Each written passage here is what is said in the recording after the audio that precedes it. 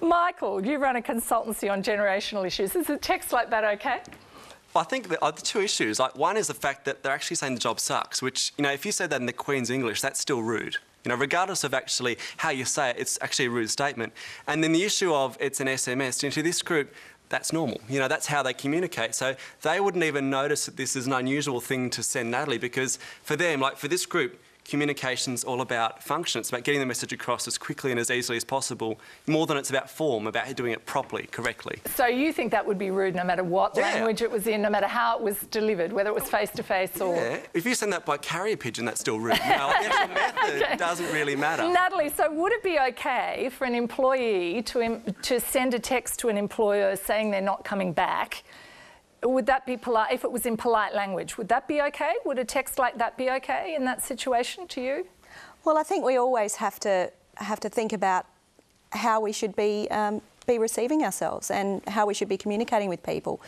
We know that Generation Y in particular love SMS text messaging, and it's something we're investing in, but in terms of actually communicating with them. But actually resigning from a position by SMS is probably not very respectful, and we'd want young people to truly shine. Okay, let's have a look at another example.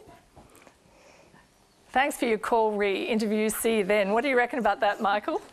Well, yeah, when they got the message across... This is a real situation, by the way. Sure. I work with students every day that would write that without a thought. And at the end of the day, I mean, as someone who works with and employs young people, if I got that, part of me actually wouldn't sort of even notice. I go, OK, right, OK, got the message. And as long as... Well, there's thanks in there. That's right. How polite. They said thanks. That's a good start. But, I mean, really, it's about getting the message across. And so to them, it's not as big a deal about how they do it. And it's amazing. Teachers are telling me that the students are doing this in the HSC. Like in final exams, they're writing with SMS Speak. And do you know, HSC examiners are now being instructed, ones I've spoken to accept it. So students are being told now that, you know, the rules are starting to change, and so employers are often now going, well, what the heck's going on? Because, you know, this is not how we related. When I was young, I turned up early and I worked hard because I wanted my job. It was a privilege. Whereas for this group, their whole approach to what they need and the fact that good jobs are right, not a privilege, and so they approach the whole thing quite differently. Michael, you want to say something? Yeah, I just think it's interesting. If you look historically, like manners are all about the golden rule. You know, do unto others as you would want people to do to you. And there's a great book by Tony Alessandria, which was called The Platinum Rule. And he said, we've actually got to go beyond the golden rule, because it's no longer just about do unto others as I would want them to do unto me. Do unto others as I would have done unto them.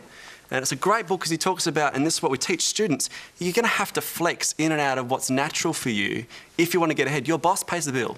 You know, he pays your wages, so even if you don't get it, you can ask why, which is the classic Gen Y question, why?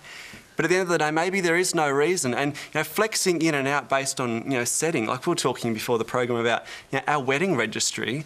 Now, as we passed the book around at the reception, you know, a young person wrote, you know, best wishes in SMS speak in this document we're going to keep for the rest of our marriage. And it sort of seemed just a bit, I was like, that's odd, you know. But I was thinking, well, why is that on it? It's not appropriate. So it's about how do you flex. But how do you work out whether it is or whether it isn't? And if you're Gen Y and you do it all the time, why wouldn't you? And they didn't even probably know they wrote it. They wouldn't have even been aware they did it. But I do